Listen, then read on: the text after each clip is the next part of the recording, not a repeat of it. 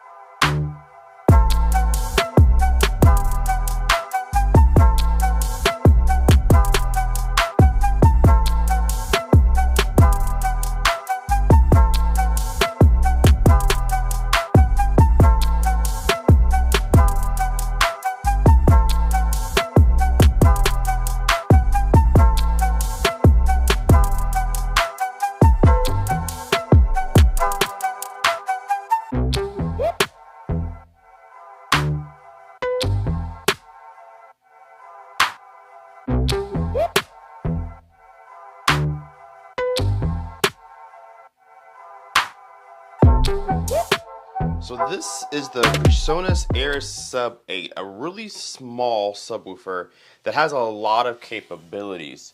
We have an 8-inch driver here with a slot port in the front, and that's really cool to see at a price point of $199 new, because this opens up a little bit of placement and helps alleviate some problems you can have having a rear ported sub against the wall or something like that. Now again, it's small because this thing has a lot of different uses.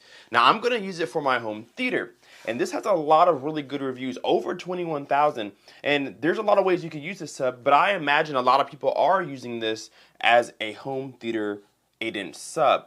Now what's the other use that you can use it for? Well, let's turn it around on the back. You guys may have saw already, there are some connections that you don't usually see in the home theater world. You have some TFS connections, or excuse me, TRS connections here, and this allows you to plug in some studio monitors or guitars and microphones if you like to. So you can actually use this as a studio subwoofer. If you don't want to use it for home theater, you can put this underneath your desk or to the side of it, plug it up to your studio monitors, and have full control. If you are a music producer, if you play video games, if you audio engineer, whatever, you don't have to use this for home theater, but you can via the RCA inputs that you're used to. Now you're going to see two sets because you're able to pair stereo speakers here, which is why we have what we call a high pass filter. We don't usually see this on a subwoofer in home theater, but a high pass filter, what it does in this sub is cuts off anything 80 hertz and lower if you're feeding your information full range to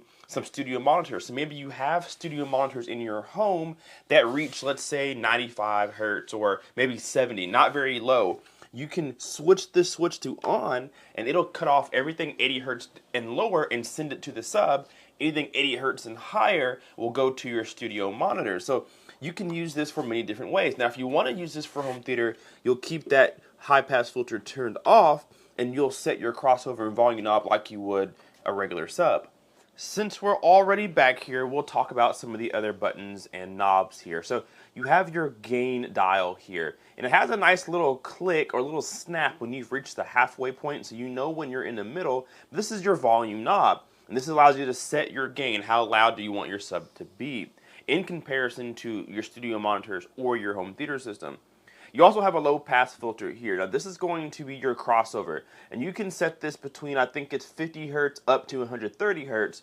So if you're going to use the high pass filter, it's automatically going to be set to 80 hertz. You're going to completely disconnect the control you have over the sub. It's going to automatically set itself to 80 hertz and do the crossover for you. But if you have the high pass filter turned off, you can set your low pass filter, and you can decide what you want your sub to play between 50 hertz and 130 hertz. Now the sub reaches down to 30 hertz, but they claim on their website that this is actually a really loud subwoofer for the size.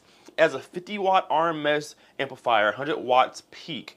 So it should be okay for a small room like what we're in here in my apartment, and it will definitely be powerful enough to be a studio monitor sub pair. So that's going to be really cool to find out. Again, high pass filter here. You have a phase switch from 0 to 180 degrees, and then all your connections will be made here. Your off and on toggle switch, your fuse, and the outlet connector. So this sub by far is the most popular sub on Amazon.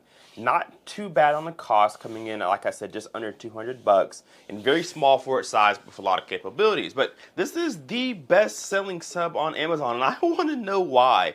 There are a lot of choices for subwoofers, not just ones that are made to be paired with studio speakers, but just home theater subs in general. This is by far Amazon's choice, the #1 rated, the #1 most purchased. So we're going to find out, is it even that good, or is Amazon just advertising it so much that, you know, people see this more than any other brand? I'm going to plug this up to my home theater and listen to it for just a little bit. I'm off tomorrow. It's Sunday. It's Saturday of this recording. It is actually close to 12 in the morning. So it's Sunday once you see this video.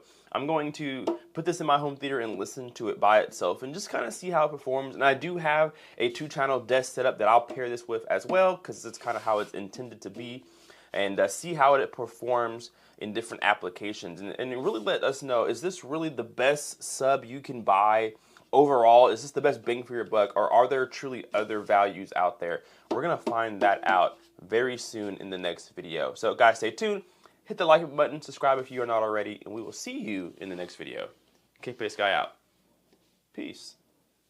You can say I lost my mind, I will keep on holding my head high, even if the sky is falling down.